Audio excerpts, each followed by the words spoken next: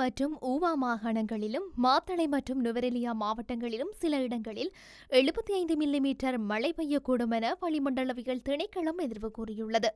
குறித்த விடயத்தை வளிமண்டலவியல் திணைக்களம் வெளியிட்டுள்ள அறிக்கையில் குறிப்பிட்டுள்ளது.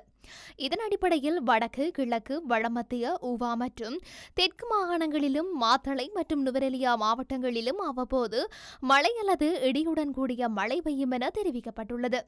ஏனைய பகுதிகளில் மாலை அல்லது இரவில் அவ்வப்போது மழை அல்லது இடியுடன் கூடிய மழை பெய்யும் என வடக்கு, கிழக்கு, வடமத்திய மற்றும் வடமேல் மாகாணங்களிலும் மாத்தறை மற்றும் ஹம்பாந்தோட்டை மாவட்டங்களிலும் அவ்வப்போது மணத்தியாலத்திற்கு 30 தொடக்கம் 40 கிலோமீட்டர் வேகத்தில் காற்று வீசக்கூடும் என எதிர்பார்க்கப்படுகின்றது.